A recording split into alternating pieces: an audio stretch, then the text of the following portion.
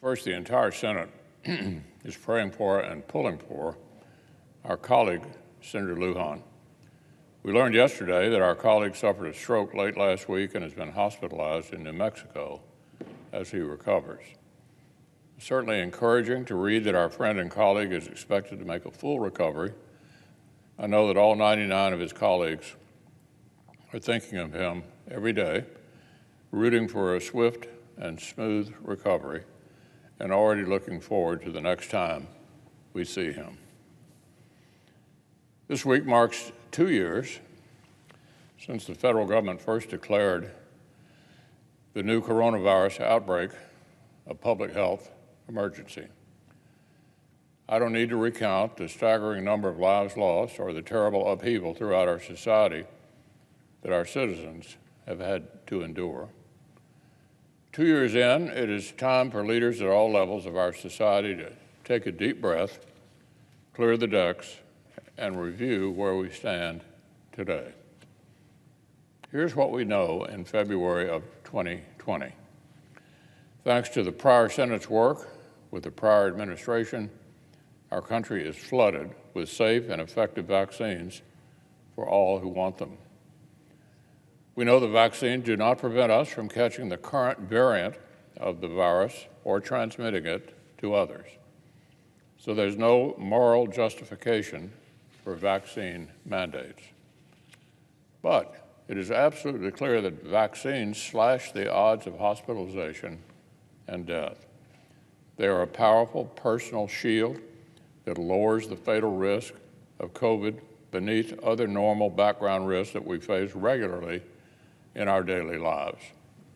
As the New York Times explained this week, with a booster shot, COVID resembles other respiratory illnesses that have been around for years.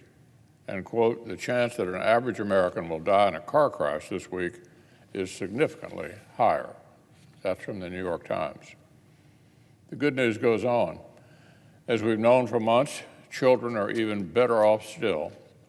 Unvaccinated kids seem to face the same extremely low risk as vaccinated people on the younger side of middle age. In February 2020, we know we are currently facing an Omicron variant that seems both significantly more contagious than its predecessors, but also significantly less severe. Even in hard-hit states like my own, where hospitalizations remain too high, the curve of cases and hospitalizations appears to be starting to bend back down. I continue to encourage Kentuckians and all Americans to discuss the vaccines with their doctors and take this safe and effective step. It can be the difference, literally, between life and death. But from a society-wide perspective, after 2 years on the hellish highway, it appears our country is finally arriving at the off-ramp. The virus appears to be heading endemic. 70% of Americans agree with the statement, it's time we accept that COVID is here to stay and we just need to get on with our lives. It's time for the state of emergency to wind down. But disturbingly, whether or not we should trust the science and reclaim normalcy is somehow becoming a partisan question.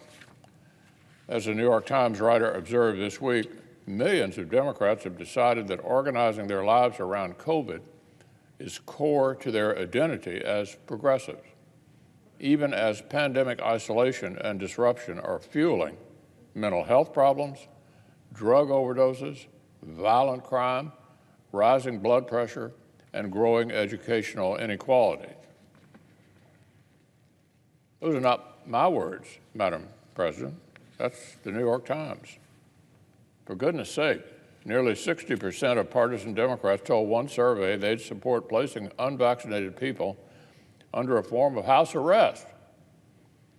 Let me say that again. Nearly 60% of partisan Democrats told one survey they'd support placing unvaccinated people under a form of house arrest. A supermajority